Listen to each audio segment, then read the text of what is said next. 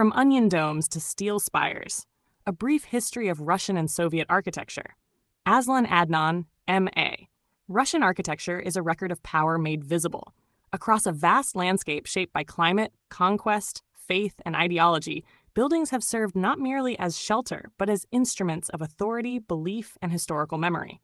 From timber huts in forest clearings to steel towers piercing post-Soviet skylines, architecture has been one of Russia's most enduring languages of self-definition.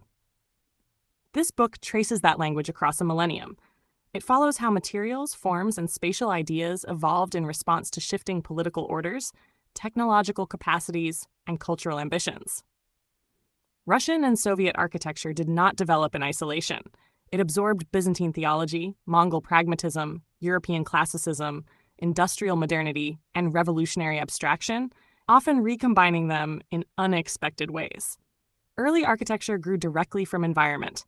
Timber dominated the forests of the north, shaping construction methods that prized adaptability and impermanence. With Christianity came brick and stone, anchoring belief in monumental form and aligning Russes with the Byzantine world. Churches became both spiritual centers and political statements, their domes marking territory as much as faith. Imperial expansion transformed architecture into spectacle. Under the Tsars, especially from Peter the Great onward, building became a deliberate act of Western alignment. New capitals, formal avenues, and imported styles projected imperial confidence while masking profound social inequality. Even so, older traditions persisted, creating a layered architectural culture rather than a clean break with the past. The 19th century intensified this hybridity.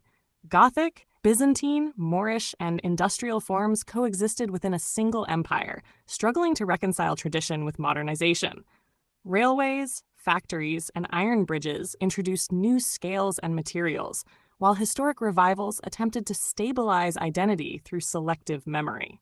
The Soviet period marked the most radical rupture. Architecture was tasked with reshaping society itself. Avant-garde experiments imagined new ways of living, working, and thinking, using geometry and technology as tools of social engineering.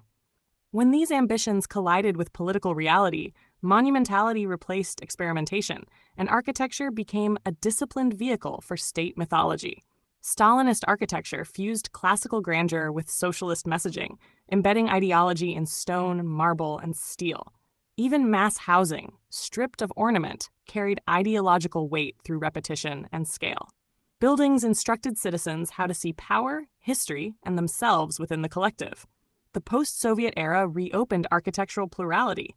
Glass towers, revived churches, informal street art, and digital infrastructure coexist uneasily, reflecting unresolved tensions between memory and ambition, profit and identity. Architecture today negotiates between inherited weight and globalized aspiration. From onion domes to steel spires, Russian and Soviet architecture reveals how built form responds to authority, belief, and change. It is not a linear story of progress, but a dialogue between continuity and rupture, permanence and reinvention.